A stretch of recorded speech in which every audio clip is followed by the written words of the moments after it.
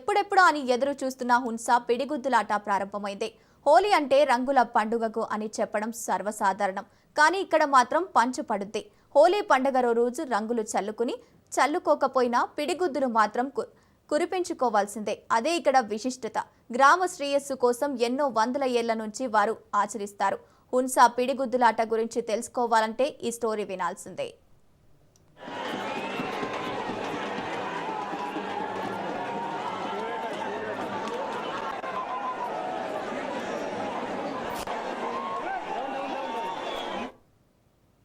హోలీ పండగ వేళ వందలాది మంది ఒకే చోట చేరి 20 నిమిషాల పాటు పిడిగుద్దులు గుప్పించుకునే అరుదైన సన్నివేశం ప్రతి ఏటా నిజామాబాద్ జిల్లాలోని బోదాన్ మండలం హున్సా గ్రామంలో కనిపిస్తోంది.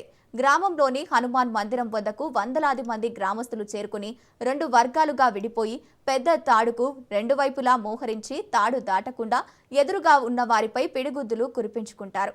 ఈ ఆటను చూసేందుకు పరిసర గ్రామాలు, మహారాష్ట్ర నుంచి పెద్ద ఎత్తున తరలివస్తారు. పోలీసులు అడ్డు చెబుతున్న ఆచారం విషయంలో గ్రామస్తులు ససిమిరా అంటారు. సుమారు 456 ఏళ్లుగా ఈ ఆచారం కొనసాగిస్తున్న గ్రామస్తులు చెబుతున్నారు. హున్సా పిడిగుద్దులాటలో గాయాలు పాలైన వారికి ఎలాంటి మందులు వాడకపోయినా మానిపోతాయని వారి నమ్మకం. ఆట అనంతరం ఒకరికొకరు కౌగిలించుకొని హోలీ శుభాకాంక్షలు తెలుపుకుంటారు.